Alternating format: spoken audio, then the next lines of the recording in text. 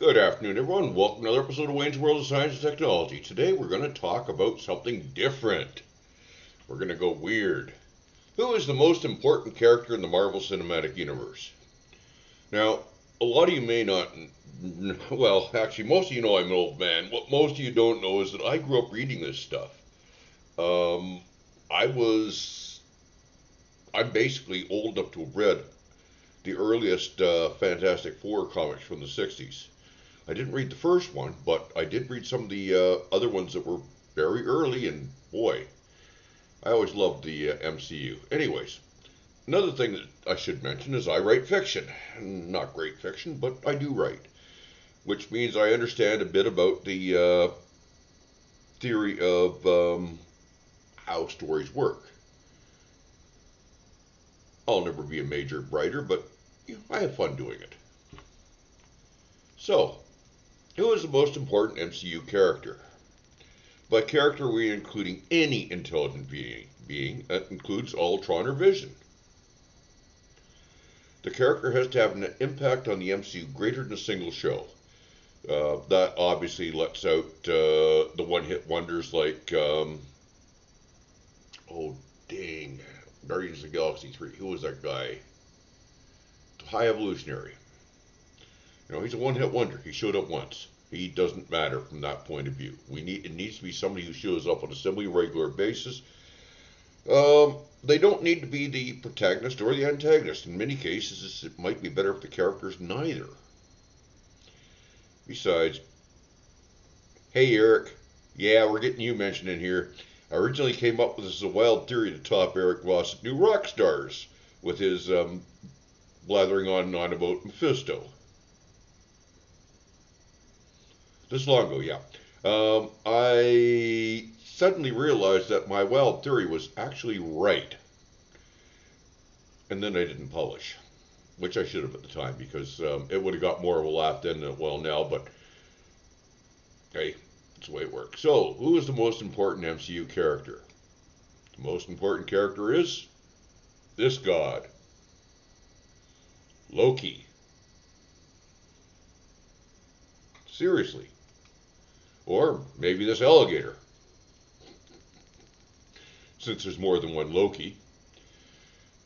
Point is that Loki is perfect. You've got a person who is a complete bundle of insecurities, vanity, and jealousy. He doesn't belong anywhere. I mean, he's not an Asgardian, he's not a Jotun. He doesn't belong anywhere else either. I mean, that's the closest he comes. In any situation, he's probably going to cause something to happen. Usually something drastic.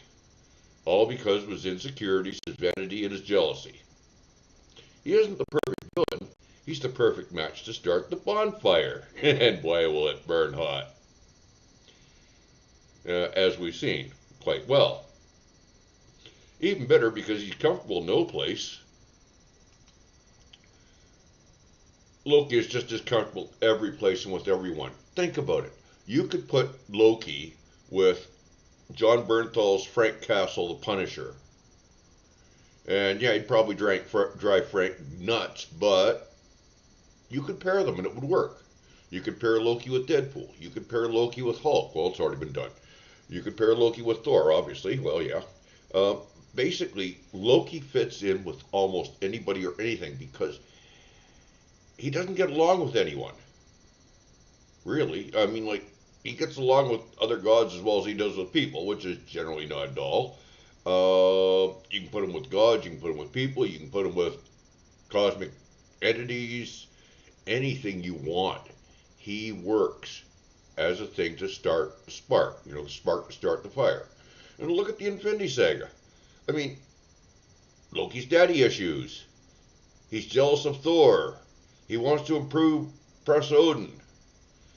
And the same issues got him sideswiped by the Time Variance Authority, and now he's the center of the Multiverse Saga. He started off the Infinity Saga by contacting Thanos. Well, Thanos would have come anyway, but Loki being there definitely started things off in a way that wouldn't have happened otherwise. And now he's the center of the Multiverse Saga. I mean, in more ways than one, considering he's sitting on the throne in the center of it all. But everything in both sagas basically comes down to what drives the god of mischief. And what drives him is his insecurities, his daddy issues, his jealousy, and this sort of thing is powerful. When you are writing, a character who's suffering from these sort of things can do things that cause the plot to move. Anyways, in closing, I should have published this back when I first had it before Loki Season 1 concluded. Back then, it would have probably gotten a good laugh, considering Eric was seeing Mephisto under every sofa cushion. Yes, Eric, we remember. Anyway, you're getting it now.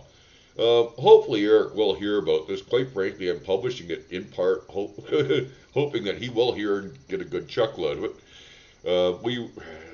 I follow the New Rockstars channel, and yeah, I was one of the guys that was ragging Eric in the comments about Mephisto.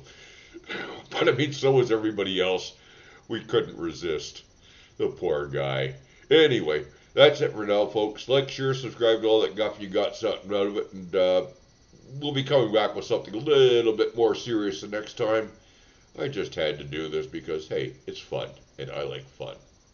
Bye-bye.